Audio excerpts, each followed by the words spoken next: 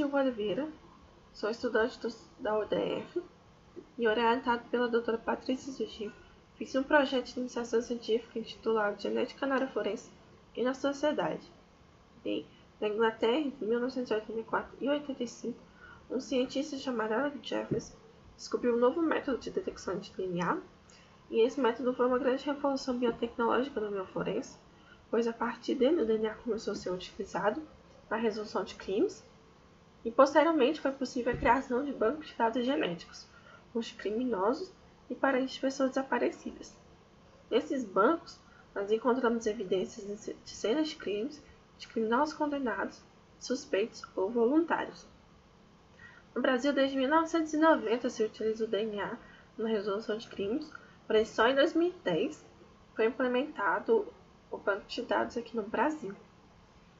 Após a implementação desse banco de dados, o primeiro crime sexual resolvido com o auxílio desse banco foram os crimes cometidos por Célio Roberto Rodrigues, onde ele assediou e violou diversas mulheres em estados diferentes aqui no Brasil. O Distrito Federal ele tem um banco de dados genéticos de estupradores. Em 2015 já tinha mais de 700 amostras de criminosos no banco e já tinha sido resolvido mais de 220 casos de estupro com auxílio deste banco.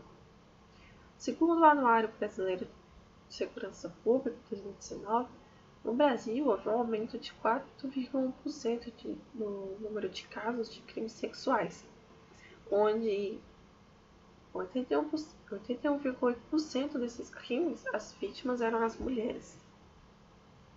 Bem, o objetivo desse trabalho foi conhecer a opinião dos residentes do DF em torno sobre a utilização de dados genéticos da população na identificação biométrica, relacionar com o nível de conhecimento sobre genética e se as mulheres seriam mais a favor.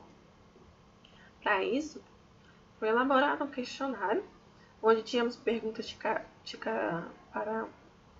caráter demográfico, para saber o perfil demográfico dos participantes, perguntas relacionadas à genética, onde tínhamos perguntas que testavam o quanto eles sabiam de genética e o quanto eles achavam de genética. Eles achavam que sabiam sobre genética. E perguntas relacionadas se seriam a favor ou contra da implementação desse banco na identificação biométrica. O público-alvo foram pessoas maiores de 18 anos, residentes do DF e do entorno, com ensino médio completo. A aplicação foi feita de forma presencial na rodoviária do Plano Piloto, por ser um centro de concentração de pessoas vindas tanto do DF quanto do entorno, e de forma remota, online, pelas plataformas disponíveis. Para análise de dados foi utilizado software para fazer a correlação entre as respostas e o conhecimento dos participantes em genética.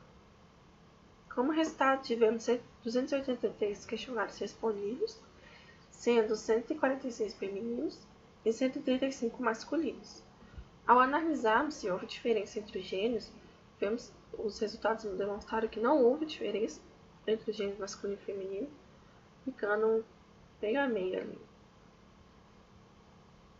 E quando formos analisar se havia diferença ou relação entre as respostas e o conhecimento em genética, foi possível observar que a relação entre as respostas dos participantes e as perguntas ou tinha uma relação muito fraca ou não tinha relação nenhuma entre seu conhecimento e as respostas. Esses resultados levaram a concluir que talvez as mulheres não houve influência do gênero porque as mulheres não levaram em conta a importância que seria um banco de dados na resolução desses crimes sexuais, onde elas são as maiores vítimas. E talvez o conhecimento técnico não houve influência por falta de investimento em divulgação científica no meio da área genética, ou pelo fato de haver outros fatores que influenciaram a pergunta dos participantes, como, por exemplo, se eles já sabiam conhecimento prévio sobre o que era um banco de dados, ou alguma influência externa, como, por exemplo, redes sociais, a opinião de amigos. Então, é necessário um estudo onde esses esses fatores sejam analisados.